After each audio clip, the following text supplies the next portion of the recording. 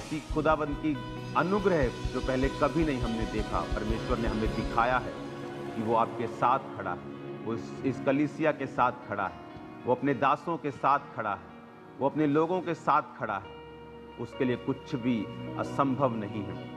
वो दुनिया के किसी भी कोने से किसी को भी इस्तेमाल कर सकता है। वो सामर्थी परमेश्वर है। शैतान का तमाशा बनाया है खुदावंद ने। तारीफ करो फिर से ऊंची आवाज में। जिस तरह जी उठने के बाद शैतान का तमाशा बना था, परमेश्वर ने शैतान के तमाशे को बनाया।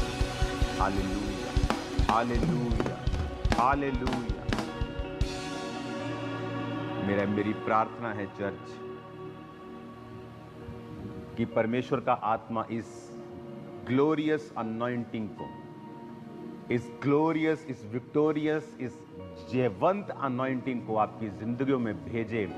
और मैं आपकी लाइफ के ऊपर भविष्यवाणी करता हूं, आप कभी हारेंगे नहीं और हमेशा शैतान को शर्मिंदा होता हुआ देखेंगे। वो कोशिश करेगा आपको शर्मिंदा करने की, लेकिन अपने आप को 100 गुना शर्मिंदा होते हुए पाएगा। जो परमेश्वर ने कलीसियाओं के साथ किया है। आज मैं आपसे कुछ ही मीटर की दूरी पे हूं, आपकी आवाज भी सुन पा रहा हूं, तो समझ लीजिए कि मैं पुलपट पर ही हूं, आपसे दूर नहीं हूं। मैं कल की मीटिंग की तैयारी में हूं जो गुरदासपुर में होने वाली है। गुरदासपुर में आपके लिए वो क्रिसमस सेलिब्रेशन है, सरकार के लिए कुछ भी हो सकता है, बट मेरे लिए वो एक सुसमाचार सुनाने का, एक हीलिंग और डिलीवरेंस करने का एक दिन है।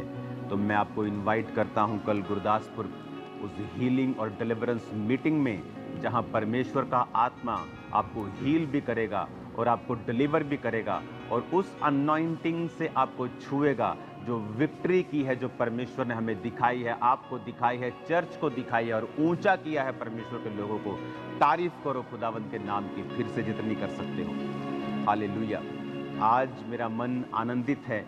एक तो मैं इस खुदावंद की प्रेजेंस से, खुदावंद के इस पवित्र पहाड़ से, प्रेयर माउंटेन से आपको वचन दे रहा हूं, क्योंकि मैं कल की तैयारी में हूं, 31 की तैयारी में हूं। 31 में हमें क्या करना है, किस तरह से 2026 में हमें प्रवेश करना है। उस 31 नाइट की मीटिंग में उस ग्रेस को हम पाकर, उस अनुग्रह को पाकर प्रैक्टिकली चलेंगे।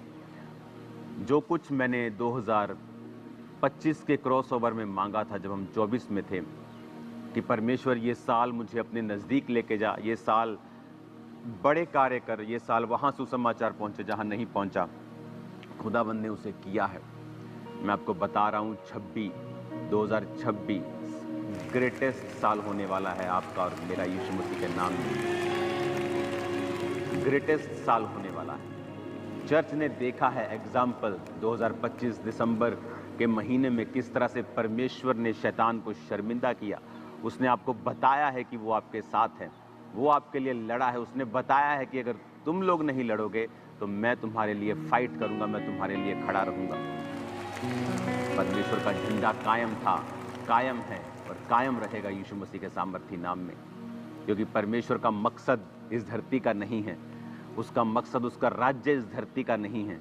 उसका मकसद किसी धर्म को ऊंचा नीचा, किसी पॉलिटिकल पार्टी को ऊंचा नीचा करना नहीं, बल्कि परमेश्वर के राज्य को फैलाना है, शैतान के राज्य को खत्म करना है।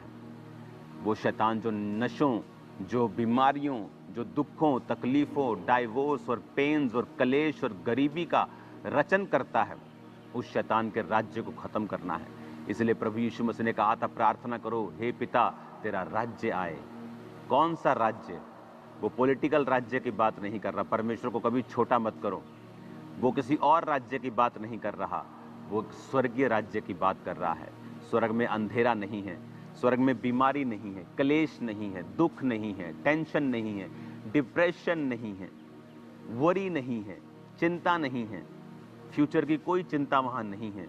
वहाँ रोशनी है, वहाँ आशा है, वहाँ परमेश्वर है, वहाँ शांति है, वहाँ हर तरफ चंगाई है, वहाँ रंग बिरंगे पानी के झरने बहते मैंने देखे हैं दर्शन में। कि मैंने देखा एक दिन स्वर्ग के दर्शन में कि परमेश्वर ने मुझे उसकी एक झलक दिखाई कि वहाँ अलग अलग कलर्स के पानी बह रहे हैं। हर पानी का टेस्ट अलग है, हर पानी की क्वालिटी अलग है। स्वर्ग मिस नहीं कर सकते आप, स्वर्ग मिस नहीं कर सकते आप। कुछ भी मिस कर देना, आशीष मिस कर देगा चलेगा, स्वर्ग मिस किया नहीं चलेगा। मेरा विश्वास है कि आप लोगों ने बहुत बरकत पाई है क्रिसमस की मीटिंग के दौरान। परमेश्वर का सुसमाचार दुनिया के कोने कोने तक, इंडिया के कोने कोने तक पहुंचा है। चाहे बहुत सारी जगहों पर परमेश्वर के कामों का या क्रिसमस सेलिब्रेशन का विरोध हुआ है, लेकिन वो विरोध भी एक सुसमाचार की तरह परमेश्वर ने चैनल्स के जरिए, राष्ट्रीय इंटरनेशनल चैनल्स के जरिए उसे फैलाया है। मेरा ये मानना है, अंत के दिन नज़दीक हैं, शैतान को पूरी आग लगी है कि मैं ज़्यादा से ज़्यादा लोगों को रोक सकूं, लेकिन ये परमेश्वर के द्वारा लगाई गई आग है। ये कोई सांसारिक आग नहीं है, ये पानियों से बुझने वाली आग नहीं है। ये परमेश्वर की आत्मा ने इस आग को लगाया है और इस आग को आप और मैं काम करते हुए देख रहे हैं। तारीफ करो फिर से ऊंची आवाज में जितनी कर सकते हो परमेश्वर के नाम। हालेलुया। आज इस ब्लेस्ड डे में मैं आपको उत्साहित करना चाहता हूँ, इनकरेज करना चाहता हूँ, क्योंकि मसीही जिंदगी जो है वो सिर्फ आशीषों पर आपको केंद्रित नहीं रखती है। मसीही जिंदगी सिर्फ ये जिंदगी नहीं कि आप चर्च में आए, आपको बेटा मिल जाएगा, आपको आशीष मिल जाएगी, आप ठीक हो जाएंगे। मसीही जिंदगी सिर्फ ये नहीं है। मसीही जिंदगी इससे बहुत बड़ी है। ये एक बहाना हो सकता है, एक वे हो सकता है, एक तरीका हो सकता है परमेश्वर का मुझे अपने पास बुलाने का या आपको अपने पास बुलाने का। मैं भी चर्च में कोई अनंत जीवन खोजने नहीं आया था। मैं भी एक शारीरिक चंगाई के लिए मैंने चर्च ज्वाइन किया था, सिर्फ कि मुझे चंगाई मिल जाए। मैंने बाइबल जब पढ़नी स्टार्ट की थी तो 5 दिन में मैं नया नियम ख़त्म कर देता था। इसलिए नहीं कि मुझे बाइबल से बड़ा लगाव था, इसलिए कि बाइबल पढ़ने से मेरे दुष्ट आत्मा के जो अटैक होते थे, मेंटली अगर आप उसे मेडिकल भाषा में बोले, जो डिप्रेशन के अटैक्स होते थे, उनमें मुझे आराम मिल जाता था। तो इस तरह से परमेश्वर ने मुझे अपने पास खींचा। लेकिन जब बाइबल में पढ़ता गया, मैं नहीं जानता था कि वो वचन इनडायरेक्टली डायरेक्टली मेरी स्पिरिट के अंदर जाते जा रहे हैं और वो अपना घर बना रहे हैं। और उस तरह से परमेश्वर ने मुझे छुआ कि आज मुझे मालूम है परमेश्वर के वचन क्या, कहाँ पर लिखा है, परमेश्वर का वचन क्या कहता है। इस वचन को फिर से मैं दोबारा पढ़ूंगा। रोमियो 9 उसकी 6 आयत में लिखा है, परंतु ये नहीं कि परमेश्वर का वचन टल गया, इसलिए कि जो इज़राइल के वंश हैं वो सब इज़राइली नहीं, न अब्राहम के वंश होने के कारण सब उसकी संतान ठहरे, परंतु लिखा है इसहाक से ही तेरा वंश कहलाएगा। अर्थात शरीर की संतान परमेश्वर की संतान नहीं, परंतु प्रतिज्ञा की संतान वंश गिने जाते हैं, क्योंकि प्रतिज्ञा का वचन ये है कि मैं इस समय के अनुसार आऊंगा और सारा के पुत्र होगा। कितना महान वचन है। उसने कहा कि जो इज़राइल के वंश हैं वो सब इज़राइली नहीं, न अब्राहम का वंश होने के कारण सब उसकी संतान ठहरे, परंतु लिखा है इसहाक से तेरा वंश कहलाएगा। यानी कह रहा है कि जो सब क्रिश्चियंस घराने में जन्मे हैं वो सब क्रिश्चियंस नहीं हैं। आप सोचते हैं कि मैं मसीह घराने में जन्मा हूं तो मैं क्रिश्चियन हूं। वचन ऐसा नहीं कहता है। वचन कहता है कि अब्राहम के वंश होने के कारण सब उसकी संतान नहीं ठहरे, क्योंकि परमेश्वर ने कहा इसहाक से तेरा वंश कहलाएगा। यानी उसकी और भी संतानें थी। इश्माइल उसकी संतान था, लेकिन वचन कहता है इश्माइल शरीर से पैदा हुआ और इसहाक प्रतिज्ञा से पैदा हुआ। इसका मतलब क्या? परमेश्वर ने कहा इसहाक से तेरा वंश कहलाएगा। शरीर की संतान परमेश्वर की संतान नहीं, परंतु प्रतिज्ञा की संतान वंश गिने जाते हैं। परमेश्वर कह रहा है कि अब्राहम जो प्रतिज्ञा की संतान है वही तेरा वंश है। आज आप क्रिश्चियन घराने में जन्मे हो, इसका मतलब ये नहीं है कि आप क्रिश्चियन हो। वचन कहता है कि जिस तरह अब अगर आपको अब्राहम के वंश में आना है तो आपको उसी तरह से चलना पड़ेगा जिस तरह अब्राहम चला। इमेजिन जब आप क्रिश्चियन लाइफ में चलते हैं तो वो आपकी एक्सपेक्टेशन के अनुसार कार्य नहीं करती है। परमेश्वर कई बार आपकी एक्सपेक्टेशन के अनुसार काम नहीं करता है, क्योंकि परमेश्वर का जो मकसद है, परमेश्वर का जो पर्पस है, जो आपको बुलाहट है परमेश्वर की, वो बहुत बड़ी है और परमेश्वर का बहुत बड़ा प्लान और योजना है। उस मकसद के पीछे क्या है, आपको विश्वास से, संयम से और पेशेंस से जानना पड़ेगा। जब मैंने प्रचार शुरू किया तो यहाँ चिड़ियों ने भी प्रचार शुरू कर दिया है। हालेलुया। आप मेरी बात को बड़े ध्यान से समझो। हम कहते हैं कि हम क्रिश्चियन हैं, तो हम अब्राहम की संतान हैं और परमेश्वर से आशीष मांगते हैं। परमेश्वर कहता नहीं, चर्च जाने से तू सिर्फ क्रिश्चियन नहीं बनता, क्रिश्चियन घराने में तू जन्म लेके क्रिश्चियन नहीं बनता। तू अब्राहम का वंश बनता है जब तू, जिस तरह अब्राहम चला, शरीर की संतान नहीं, वंश, प्रतिज्ञा की संतान। इसका मतलब जब आप मसीह में विश्वास के द्वारा चलेंगे तो आप परमेश्वर की संतान हैं। अब्राहम को परमेश्वर ने बुलाया और अब्राहम एक्सपेक्ट करता था कि परमेश्वर उसके जीवन में अब आशीष देगा। परमेश्वर ने कहा, अब्राहम अपने पिता, कुटुंब, अपना देश, सब कुछ छोड़ के मेरे पीछे आ जा। और अब्राहम ने सब कुछ छोड़ दिया कि मैं तुझे बहुत बड़ा आदमी बनाऊंगा, मैं तेरे वंश को फैलाऊंगा। और फिर भी परमेश्वर ने उसे कोई भी पुत्र नहीं दिया, कोई बेटा बेटी कुछ नहीं दिया उसको। कई बार आप परमेश्वर से मांगते हैं कि वो आपकी कुछ एक्सपेक्टेशंस होती हैं, आपकी कुछ इच्छाएं होती हैं, लेकिन अगर परमेश्वर की मर्जी, उसकी बुलाहट आपकी लाइफ में बहुत बड़ी है, तो समटाइम्स आपको लगता है कि वो आपकी इच्छाओं को पूरा नहीं कर रहा है। और तब ये आप प्रूफ करते हैं कि क्या आप अब्राहम की संतान हैं या आप नाम के सिर्फ क्रिश्चियन हैं। अगर आप अब्राहम के वंश है, प्रतिज्ञा के वंश हैं, फिर आप विश्वास से चलेंगे जिस तरह अब्राहम विश्वास से चला। सब कुछ त्यागने के बाद, सब कुछ छोड़ने के बाद, लोगों की गालियां सुनने के बाद, फिर भी उसके कोई भी संतान नहीं थी। और वचन कहता है कि उसने परमेश्वर की कोई भी निंदा नहीं की, उसने परमेश्वर को छोड़ा नहीं, बल्कि जब स्वर्गदूतों ने आकर कहा कि तेरे अगले साल सारा से पुत्र होगा, तो उसने कहा, परमेश्वर इश्माइल तेरी दृष्टि में बना रहे। यानी ये जानते हुए भी कि अब ये चीज इम्पॉसिबल के करीब है, उसने तब भी परमेश्वर का जो संग, उसकी संगत थी, उसकी जो संगति थी, परमेश्वर की छोड़ी नहीं थी।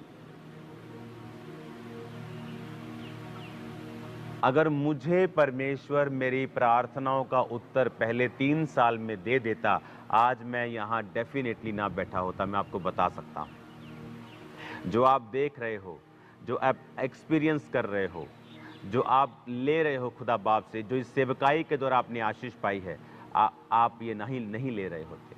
और ये पॉसिबल था कि कई बार आप परमेश्वर को काम नहीं करने देते हैं, आप परमेश्वर के साथ कोऑपरेट नहीं करते हैं, आप अपनी इच्छा, अपनी मर्जी उस पर थोपना चाहते हैं। वचन कहता है, परमेश्वर ने अपने नबी को कहा, जब तेरे ये लोग तुझे बुलाने के लिए आएंगे तो मत जाना। कहता, ठीक है प्रभु। लेकिन जब वो लोग आए और कहा, आ हमारे साथ और इन लोगों को श्राप दे, तो पर वो एक ढीठ व्यक्ति था और पैसों का लालची था, और वो परमेश्वर को मनाता रहा, प्रभु मुझे जाने दे, मैं जाऊंगा लेकिन ये नहीं बोलूंगा, वो नहीं बोलूंगा। तो उस परमेश्वर ने कहा जा। सेम परमेश्वर ने कहा मत जा, फिर सेम परमेश्वर ने कहा जा। क्योंकि जब आप ढीठ हो जाते हैं, जब आप ढिठाई करने लगते हैं, जब आप परमेश्वर के सामने बहस करने लगते हैं, तो वो कहता है जा। लेकिन उस जाने से उसके जीवन में बहुत सारे श्राप आए। उसी तरह से जब आप परमेश्वर को, आपको कुछ कहते हैं, आप अगर उसके साथ बहस करते हैं, कई बार परमेश्वर कहता है कि अपने विश्वास से बाहर तू शादी ना कर, लेकिन परमेश्वर को हम मनाते हैं, नहीं प्रभु वो लड़की बड़ी अच्छी है, नहीं प्रभु वो तो लड़का बड़ा अच्छा है, उसकी फैमिली बच जाएगी, वो बच जाएगा, वो फलाना बच जाएगा, ढमकाना हो जाएगा। तो परमेश्वर कहता है ठीक है, लेकिन उसके साथ हम कितने कर्स मोल लेते हैं, कितने श्राप मोल लेते हैं। अननेसेसरी फाइट जो है, जो फाइट हमने मोल ले ली है, हमारी लाइफ में नहीं थी, वो सारी चीज़ें हम ले लेते हैं, जो कि लेकिन परमेश्वर ने हमें वो लेने के लिए नहीं कहा। उसी तरह से जब आप परमेश्वर के वचन को देखते हैं कि परमेश्वर ने आपकी लाइफ में कुछ प्लान्स, कुछ योजनाएं रखी, आप उन योजनाओं को पा सकते हैं जब आप विश्वास के द्वारा चलेंगे।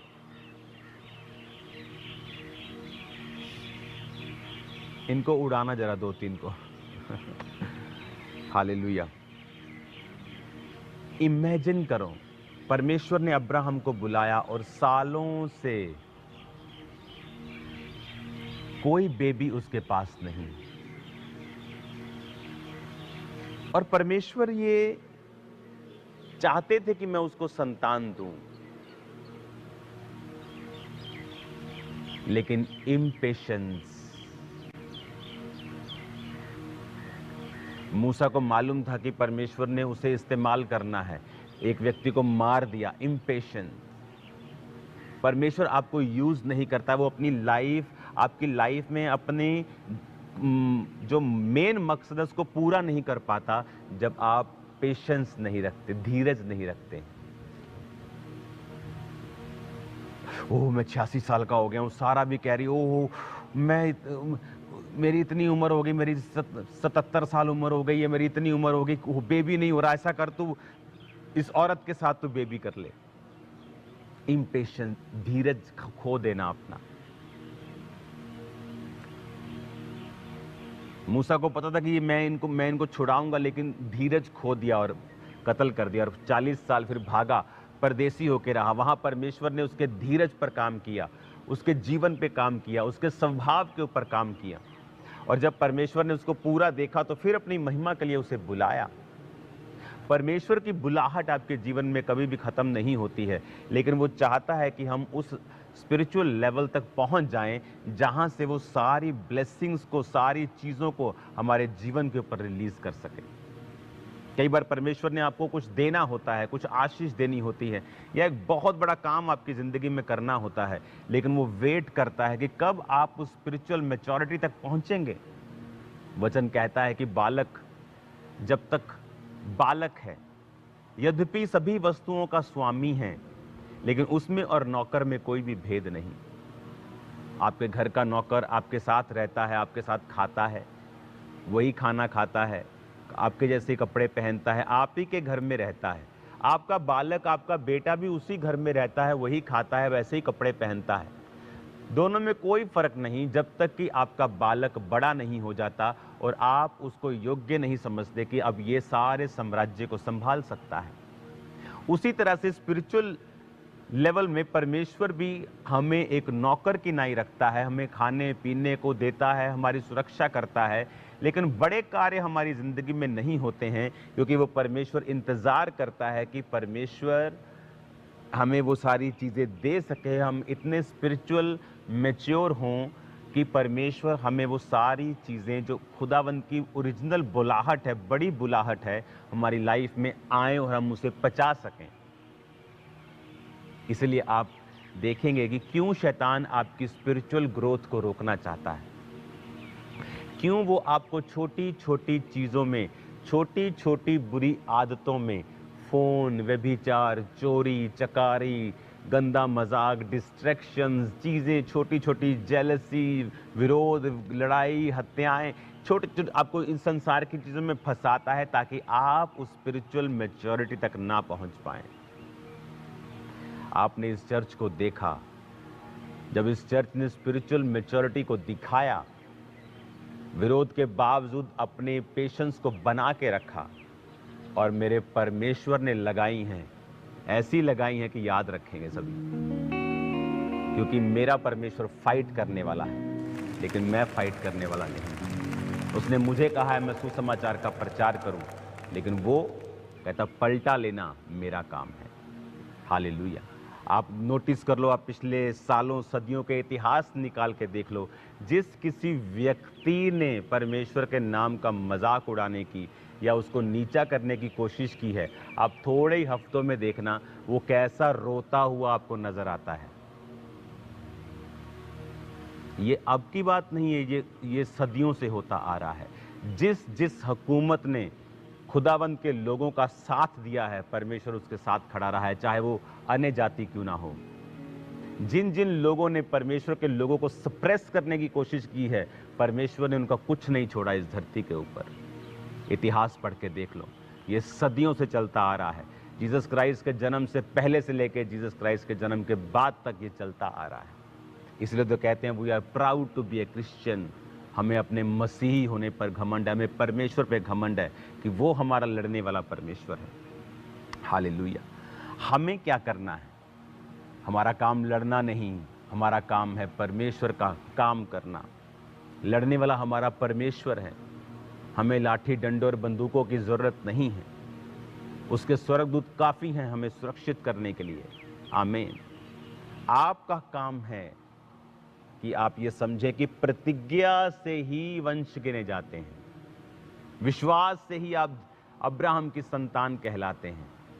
परमेश्वर ने जो अब्राहम का बच्चा विश्वास के द्वारा हुआ इसहाक, उसी से वंश चलाया। जो शरीर से हुआ इस्माइल, उसको परमेश्वर ने आशीष दी, लेकिन वंश उससे नहीं गिना गया। आप जब विश्वास से चलेंगे, परमेश्वर आपके साथ खड़ा होगा।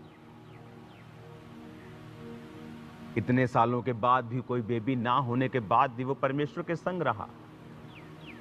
आप परमेश्वर में कई बार चलते हैं, लोग ठोकर खाते हैं जब वो प्रार्थना का उत्तर नहीं पाते। जब परमेश्वर में आने के बावजूद भी, उसमें चलने के बावजूद भी कुछ ऐसा उनके साथ घटता है, वो ठोकर खाते हैं। लेकिन जो अपना जीवन ठोकरों से ऊपर कर लेते हैं, जो अपना जीवन ये समझ जाते हैं कि एक ही परमेश्वर है और जीवित परमेश्वर वही है, और जो कुछ हो रहा है वो उसी की मर्जी से हो रहा है, कि परमेश्वर आपको देख रहा है, जांच रहा है, परख रहा है, आपके पेशेंस को बढ़ा रहा है, धीरज को बढ़ा रहा है, वो आपकी लाइफ में काम कर रहा है, वो आपकी लाइफ में आपको नेक्स्ट लेवल पे लेके जा रहा है, वो इस तरह से आपकी तैयारी कर रहा है। इमेजिन करो, दाऊद अगर लड़ता, अपनी फैमिली से खूब लड़ता कि ਤੁਹਾਨੂੰ ਤਾਂ ਅਕਲ ਹੀ ਹੈ ਨਹੀਂ ਗੀ, ਤੁਸੀਂ ਤਾਂ ਮੈਨੂੰ ਛੱਡਿਆ ਹੋਇਆ, ਤੁਸੀਂ ਤਾਂ ਮੈਨੂੰ ਪੁੱਛਦੇ ही नहीं गए, और कुड़ करता अपने माता पिता से लड़ता, भाइयों से लड़ता, फाइट करता उनसे, कलेश पांदा पूरा घर च है कि ਤੁਸੀਂ ਮੈਨੂੰ ਕਿੱਦਾਂ ਭੁੱਲ ਗਏ, ਐਡਾ ਵੱਡਾ ਰੱਬ ਦਾ ਦਾਸ ਆਇਆ, ਤੁਸੀਂ ਮੈਨੂੰ ਪਿਆਰ ਨਹੀਂ ਕਰਦੇ, ਤੁਸੀਂ ਭੁੱਲ ਗਏ, ਮੈਂ ਵੀ ਤੁਹਾਨੂੰ ਨਹੀਂ ਪੁੱਛਣਾ, मैं भी ਚੱਲਿਆ ਘਰੋਂ। पेशेंस। जंगल में अपना काम करता रहा, भेड़ बकरियां थोड़ी सी थी, उसको चराने के लिए भेज देते थे। इमेजिन करो, भेड़ बकरियों को छोटा बेटा चरा रहा है सबसे, जबकि भेड़ उसको जान का खतरा है, और वो अकेला ही चरा रहा है। देखो, लेकिन आपकी लाइफ में होने वाली हर घटना एक इत्तेफाक नहीं। अगर आप खुदा से प्यार करते हैं, that's the master plan of God. वो खुदा का एक मास्टर प्लान है जो आपकी लाइफ को आसमान की ऊंचाइयों तक ले जाएगा, चाहे वो कितनी भी नेगेटिव घटना क्यों ना हो। परमेश्वर का आत्मा आपको और आपके परिवारों को इतनी ऊंचाई पर लेके जाने वाला है कि गर्दनें थक जाएंगी लोगों को आपकी ऊंचाई देखते देखते। यीशु मसीह के सामर्थ्य नाम में उस पर भरोसा रखें, क्राइस्ट पर भरोसा रखें। उसका काम इंसानों के जैसा नहीं, उसकी सोच इंसानों के जैसी नहीं, उसके काम करने का तरीका इंसानों के जैसा नहीं। वो आपके और मेरे जैसे नहीं सोचता है, वो आने वाली जनरेशन्स के बारे में सोचता है।